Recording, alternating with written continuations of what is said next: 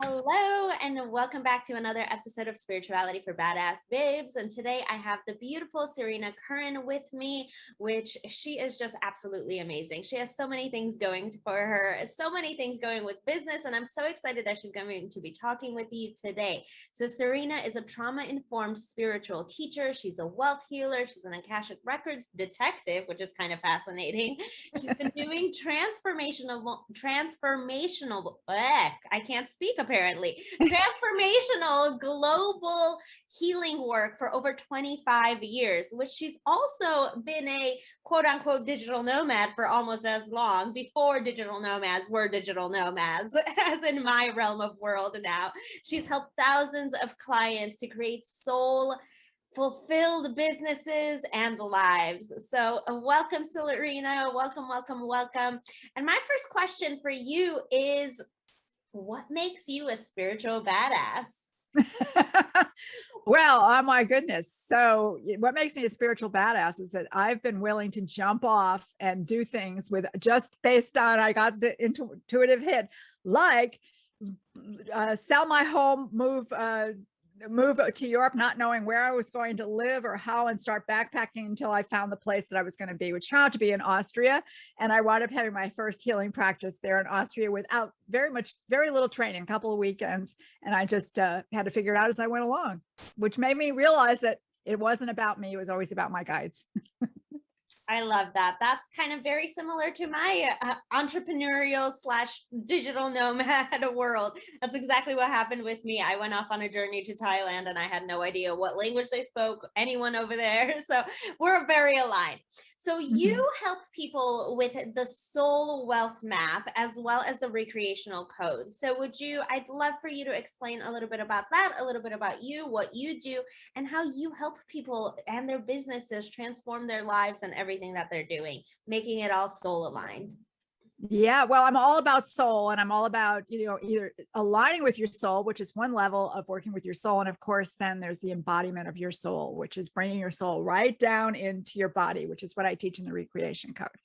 But let's talk a little bit about the soul wealth map, because, in this time, it's really important for everyone to be reinventing their businesses and really coming into creating a business that suits them perfectly. And through the soul wealth map, I do my detective work in the Akashic Records, which is that I work with the Akashic Records quite differently than many people do. I actually go in and ask for specific information, so I know ahead of time exactly what I'm going to be able to tell you. And I come out and I tell you all about your soul gifts, but then I also say, and this is how you could use these in business. These are the ways it would work for you. That's one part of it, in the part of the soul gifts. And there's another piece where I call it the 7 keys to manifesting, because guess what? Everybody manifests differently, even though it's taught as a one-way process in a lot of places. That really isn't the case. And so there's these 7 keys to how you manifest. And this also indicates who your best clients are, how you would best approach them. It impacts your business model and your business structure. And so there's a lot of information available through the soul wealth map about how to live your life and how to create a business that really suits you.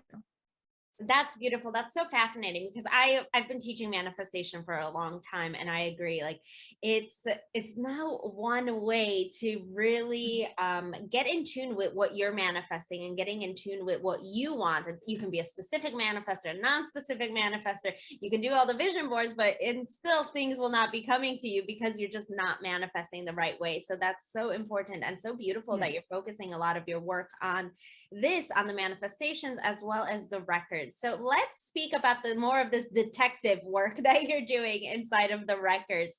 So what are some of those questions that you might bring up? Because you and I have talked off camera as well, is you do it very differently than most people. So I'd love my audience to know how that is, how it's different compared to a regular Akashic Records readings, and a little bit more about the detective work that you're doing as well. Yeah. So I read the Akashic Records in a specific manner. And so, as I said, that allows me to say to you, like, by the way, I'm going to tell you your soul gifts. I'm going to tell you your soul origination. I'm going to tell you what your signature soul gift is. I'm going to give you not only that information, but I'm going to tell you about what happened to your soul as it traveled, and where mostly that's focused on what choices did your vehicle or your soul make as it traveled that created some problems for you that are currently affecting you. In other words, let me see if I can make that a little clearer. As your soul travels, it makes choices, and sometimes those choices aren't in alignment with the best choice possible, and sometimes they create energetics that kind of cloud the soul so that it's hard to express the soul. And so I look at those, and they can be present life or past life information. And I look at the patterns and I tell you what the patterns are that I see in there. And it's really fun. That's part of the detective work, because people will come back and say, yeah, I see that. I see that in my life now. And I'm like, yeah, and it's not going away until this energy is removed from this interference with your soul. So that's part of it. I think there's tons of information in the Akashic records. So the more specific you are when you go in to ask questions, the more detailed the information is that you get out. A lot of times people go into the records and they start wandering around, sort of asking questions in different areas. And that's how I see the difference. That's beautiful. I've never, I do Akashic records myself as well as for other clients, for myself. Mhm. And yeah, I usually, that's exactly how I do it. Like I'll roam around, and depending on what question pops up for either myself or the client, that's what I'll do. But yeah, having those specific questions beforehand, like as specific as possible to a particular session, I would Mhm. say, because it's a particular session about a subject, let's say love, let's say work, let's say business, career, whatever. Getting so specific with those questions would be so beautiful, and I can see how it could be so helpful and very different as well. Well, yeah. So, and mine are focused on soul. Mine are focused on the qualities of the soul and the things that are interfering with your being able to express those qualities clearly in your life and in your business. And so it's another form of alignment, we can say, because you get, once you know these things, it's like you have this confidence. That's what I experience with my clients, is they'll say, I have this soul confidence. I know that truly is my gift, and I can go 100% in that direction now. And I've had clients double their income overnight, close their biggest sale, big opportunities come to them immediately because when those records are cleared, there's a huge shift that happens, and it puts their lives on a whole new trajectory. That's the cool thing. You go on it's like you clean off the canvas, and you got a new pathway that opens up to you that's at a much higher level. So that's one of the great benefits of the soul wealth map. And this map you have it for the rest of your life to go back and say, let me see, does that align with this or that? If you get a little off track. And also with the manifesting aspect of it. And of course, I've manifested millions of things. I have amazing manifesting stories, and still I found at one point that this really helped me to be able to go to another level with it. That's amazing. So let's talk back about the manifesting, because you have these keys to ultimate freedom and wealth, as well as the missing links to fulfilling your biggest dreams. So what are some of those differences between manifesting? And we don't need to talk about all of them, just to pinpoint a couple of them for the audience of different types of manifestors. Well, I think you already hit on one of them, which is that some people are process oriented versus being outcome oriented. So if you're an outcome oriented manifester, a vision map, visualizations, and all of a vision board visualizations and all of those things can be supportive of you. If you're a process oriented person, you can just light a match to those. They're not going to do a thing for you because you're not directed by outcome.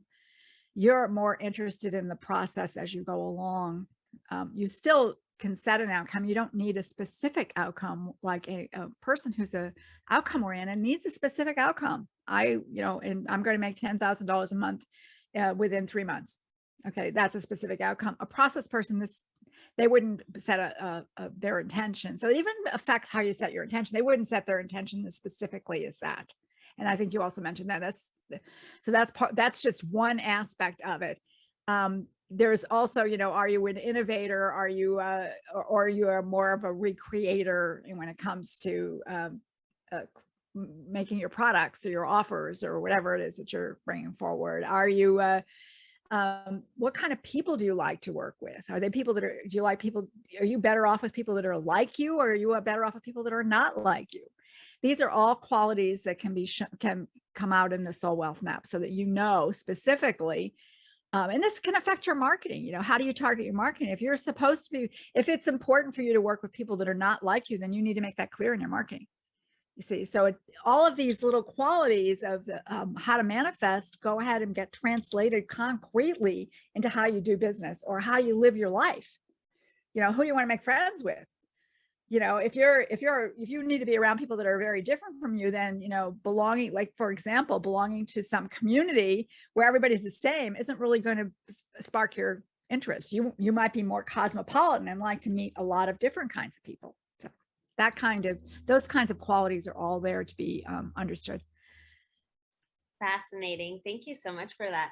So most of the audience here are entrepreneurs. They're on a spiritual journey already. Most of them are entrepreneurs, have their own businesses.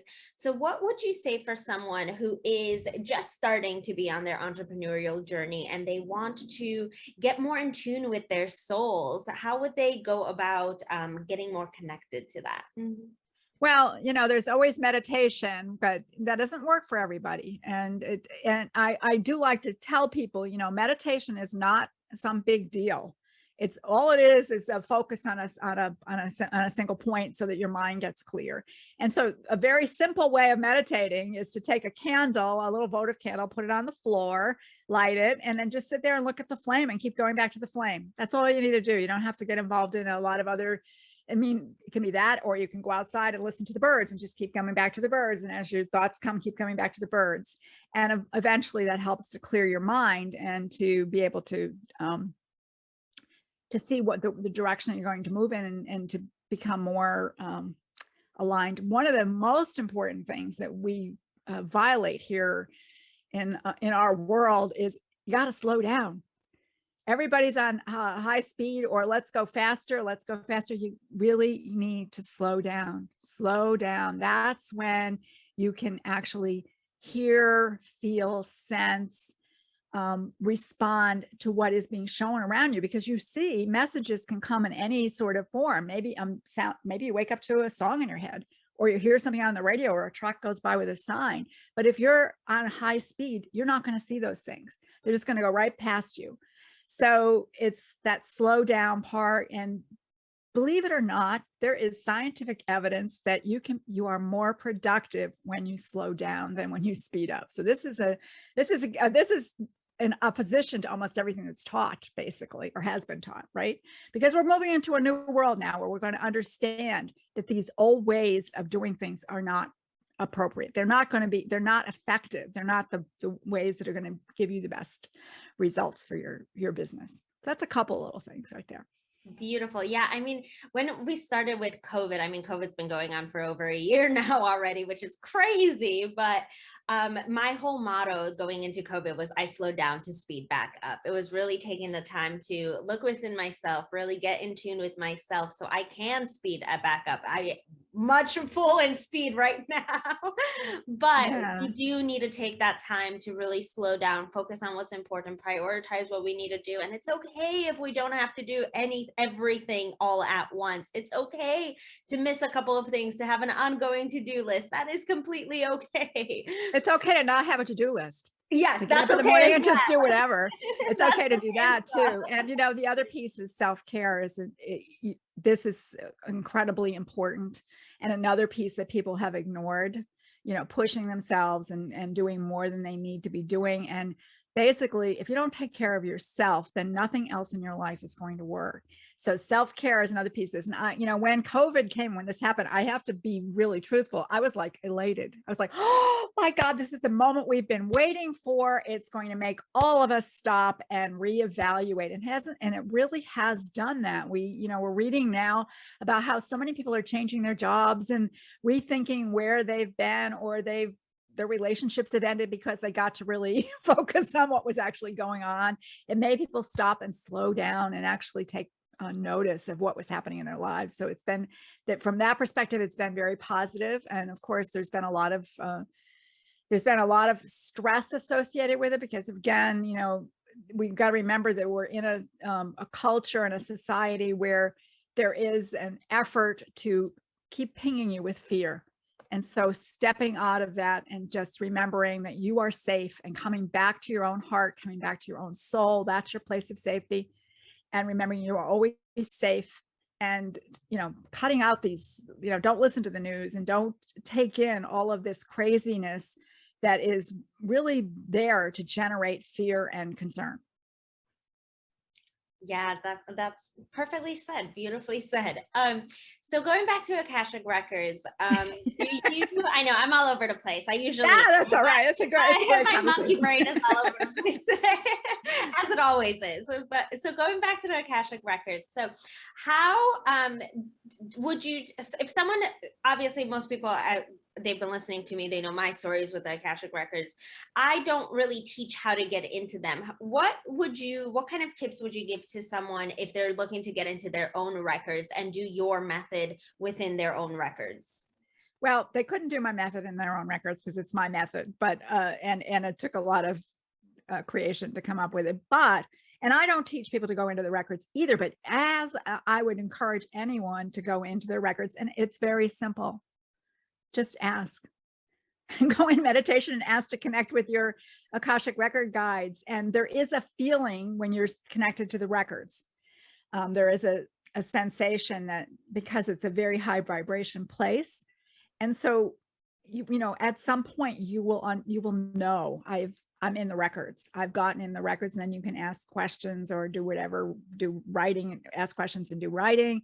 But it isn't some kind of, I think that there's a lot of, people give different things. They have like in prayers and things to enter the records, but really it is about just asking to connect with your Akashic record guides, or the guides that will help you to be in the records and getting that feeling of being in the records. It's sort of like, I teach soul alignment. I teach a process for soul alignment. I have a soul alignment journey actually that people are welcome to if they'd like.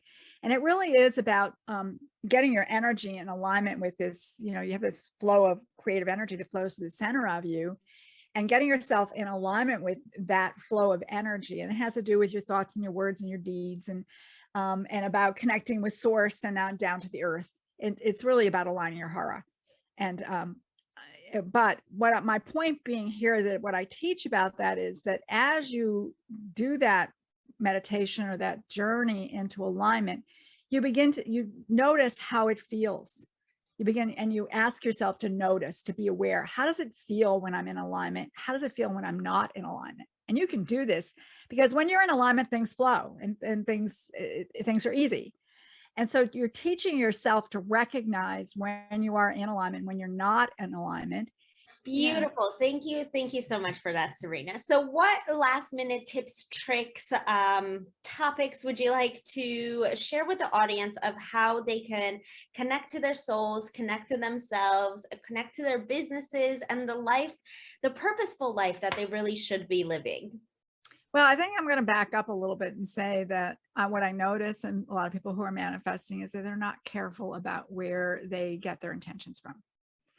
And that it's really important to bring yourself into a place where you're connected with unconditional love, where you've raised your vibration up, and then you're asking to be informed as to what is the right intentions for you. Because, getting a red car is really not what intentions are about.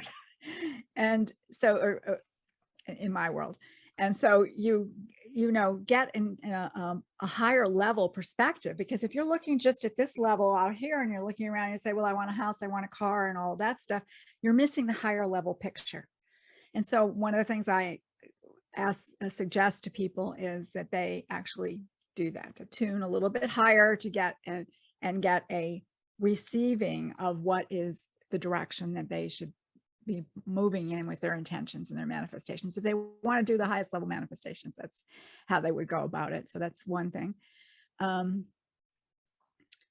that's that. And so that's before you even begin to set intentions, and then to really notice whether you are an outcome oriented or a process oriented person, because it makes a difference in how you set your intentions and how you proceed about fulfilling those intentions. So those are two little quick tips that I could give people. Thank you so much, Serena. And where can people find you, follow you, and get to know more about your soul map as well as your recreation methods? Yeah.